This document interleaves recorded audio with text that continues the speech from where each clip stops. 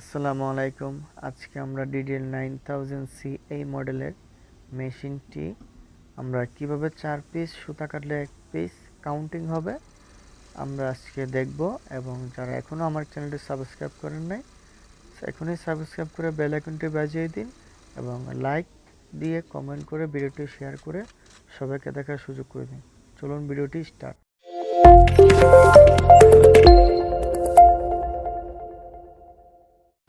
তো বন্ধুরা, এই মেশিনে কোনো প্রোগ্রাম জানতে হলে আমাদেরকে অবশ্যই কমেন্ট করে জানাবেন। তো আমরা মেশিনটি স্টার্ট করে নিলাম। মেশিনটি স্টার্ট করে নেওয়ার পর আমরা কাটার অপশনে চলে যাব, সিজার অপশনে চলে যাব। আমরা এটা রিসেট করে দিলাম কাউন্টিংগুলো। তো কাউন্টিং অপশন রিসেট করার পর আমরা এখন দেখতে পাচ্ছি যে আমাদের 1 পিস সুতা কাটলে 1 পিসই হচ্ছে। 1 পিস সুতা কাটলে 1 পিসই কাউন্টিং হচ্ছে।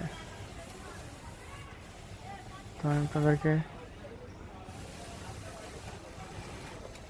আজকে দেখাবো যেটা আমরা 4 পিস সুতা কাটার পর 1 পিস কীভাবে কাউন্টিং হবে। তো প্রথমে আমরা এম বাটনে চিপ দেব, চাপ দিয়ে এডিট বাটনে চিপ দিব। তারপর আমরা প্রোগ্রাম 7 নম্বরে যাব।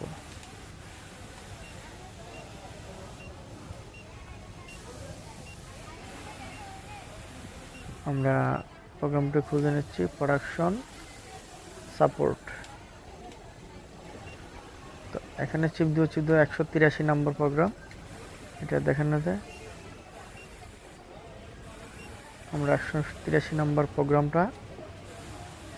তো এখন আমরা এই 1টাকে প্লাস চেপে আমরা 4 করে দিব। আমরা যত করব ততই কাউন্টিং হবে। তো 4 করলে আমরা 4 পিস পর 1 পিস কাউন্টিং হবে।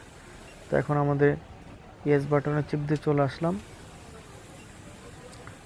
এখন আমাদের কাউন্টিংগুলো দেখব। এখন আমি আপনাদেরকে একটু দেখানোর চেষ্টা করব প্র্যাকটিক্যালি। আপনারা আওয়াজ শুনতে পাচ্ছেন সুতা কাটার। তো একটু দেখানোর চেষ্টা করব আপনাদেরকে। এই যে দেখুন,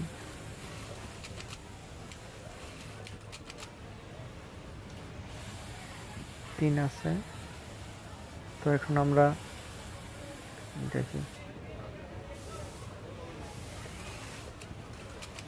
1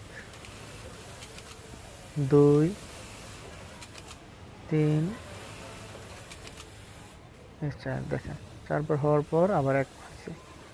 তো আশা করি ভিডিওটি ভালো লাগলে অবশ্যই চ্যানেলটি সাবস্ক্রাইব করবেন। ধন্যবাদ সবাই।